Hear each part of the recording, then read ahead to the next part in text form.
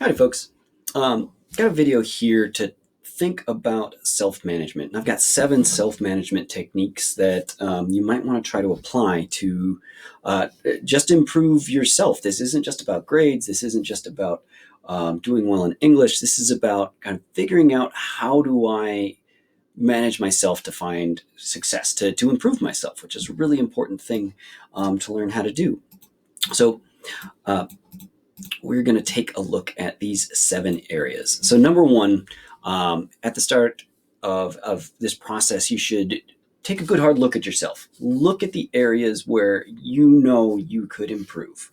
Like I know I am a poor manager of my workday, right? I know that I like get so focused in on one thing that I won't prioritize other things that may be even more important. Like I get so focused in on accomplishing one task that I kind of lose the forest through the trees, for example. And keep in mind that nobody's perfect. Everyone is unique. Everyone has strengths and weaknesses, and this is not about chastising yourself or even just eliminating all of your weaknesses, because that's unreasonable. It's more of a long-term goal of slowly improving them. Like, I know I can get better at this. I know this is something I can do, so let's work on it a small bit at a time. Don't expect immediate results.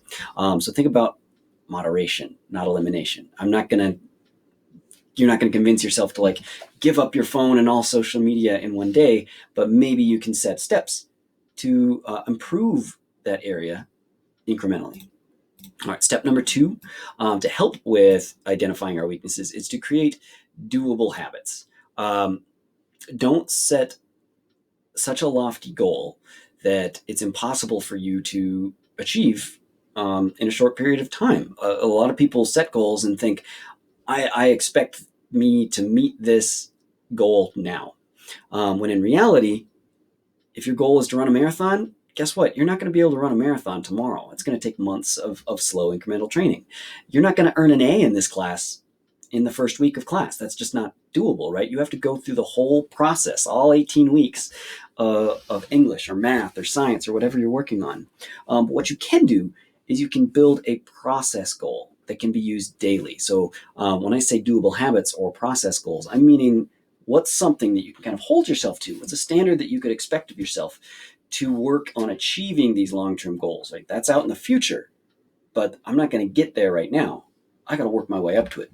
So some examples would be, I'm going to exercise for 30 minutes, 5 times a week. That's a great goal. I can keep myself accountable to that over the course of a week. I will begin work on assignments the day they are given. What a wonderful goal, right? You can do that. Doesn't necessarily mean you're going to earn that A in this first week of class, but it's definitely a goal that could help you earn an A if that's what your long-term expectation of yourself is. Or maybe I will study for 3 hours on Wednesdays. Like, use that Wednesday time. And it doesn't have to be 3 hours at once. Just over the course of the day, I'm going to sit down for an hour, I'll take a little break. I'll sit down for another hour, I'll take another break. Very doable habit. Number 3 is this idea of rewarding yourself, or you could also think about it as delaying gratification. A lot of times, like, your cell phone goes off and you got to check it right now. Or like I'm going to get to this homework, I'm just going to play a little bit of video games, or I'm going to watch YouTube for a little bit, and then I'll get to it. Flip that, right? Put your goal, your task first, and then reward yourself for meeting those good habits that you just set with the last goal. So some examples of goals that I use in my own life is movement goals, right? I know if I finish this class or I finish planning this lesson, I'm going to go out and walk my dog, because that's going to make me feel better. I get outside, I get some sun, life is good. Maybe your goal is a nap. Set an alarm for your nap. Don't do one assignment, then fall asleep for 3 hours. Go for walks. You can watch 1 or 2 YouTube videos if that helps you. But again, limit yourself. We'll talk about that in a second. Put your phone away, and then when you're done with your assignment, then you get to check your phone. Or I'm going to throw cake on there. We don't have cake, but it would be a really nice world we lived in if every time we finished an assignment or got our weekly homework done, that we got cake. That'd be nice. Number 4, to help us achieve this, is I talked a little bit about habit setting And this time I'm going to talk about more specific goals that we can set. This helps with creating doable habits. So when you're approaching a workday, homework, or even like a personal goal, make sure your goals are SMART, SMART, specific, measurable, achievable, relevant, and timely. So, for example, instead of saying, I'm going to do all my homework tonight, well, that's not very specific, and maybe it's not even really achievable, right? If you have 6 hours worth of homework that you need to catch up on, getting that all done in one night, probably not achievable. So instead, break your tasks down into smaller pieces. So say, I'm going to finish this specific math assignment and this specific English assignment tonight. All right, once you have those listed, it is specific, it's measurable, it's achievable, it's relevant, and it's timely. So take a look at these four and think to yourself, are these goals SMART? I will get all my homework done tonight. It's not very specific, and it may not be achievable. Night by night, you are not in control of your homework. Your teachers are in control of your homework. So I would say this is not, it's a good goal. I like it that you're dedicating yourself to that, but it's not quite SMART. Instead, maybe take a look at 2. I will work on homework for 3 hours every night.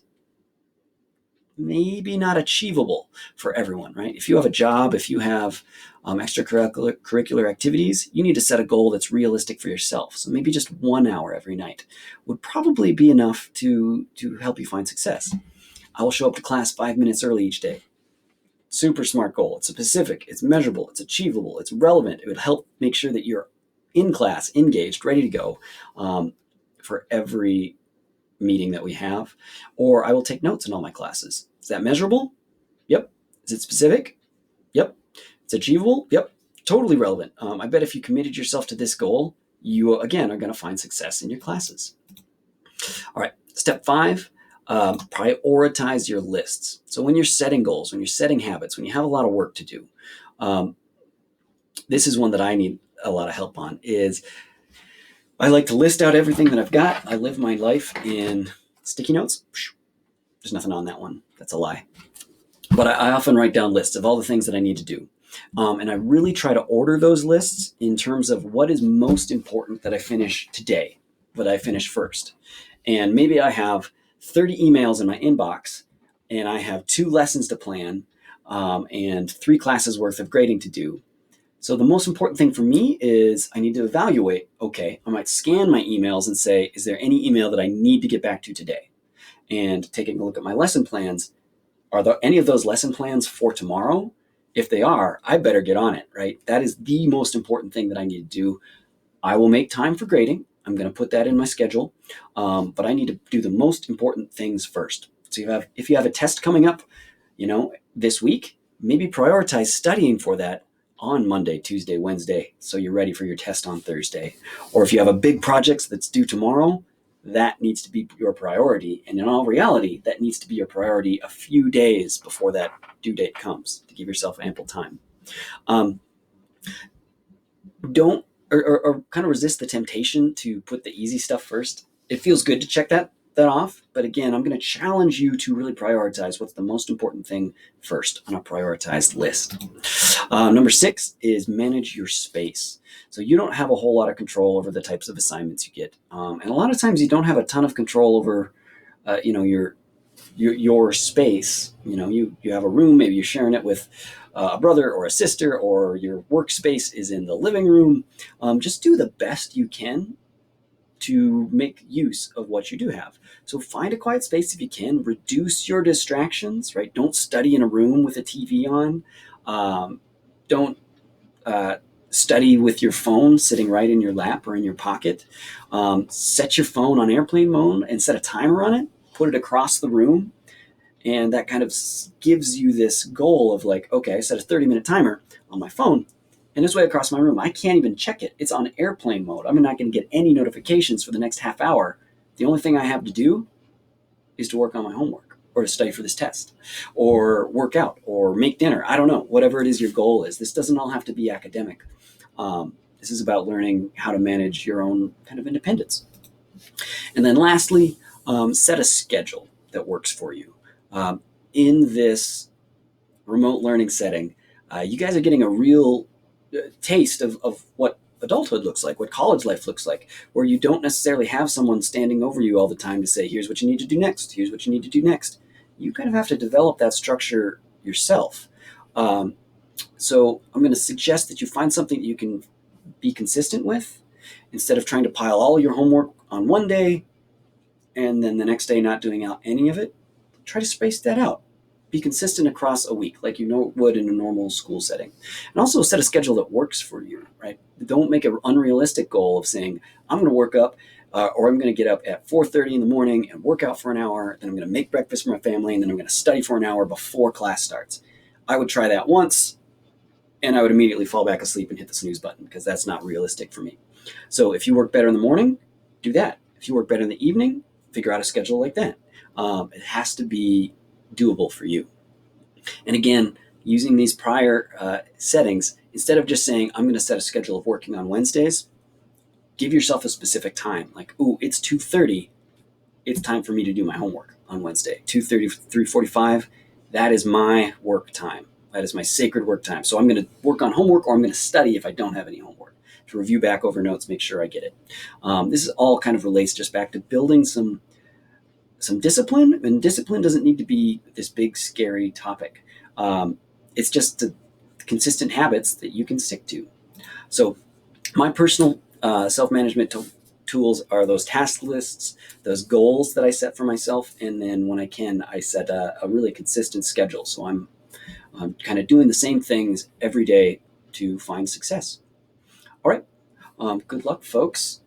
Go back and review some of these and set some self-management goals for yourself.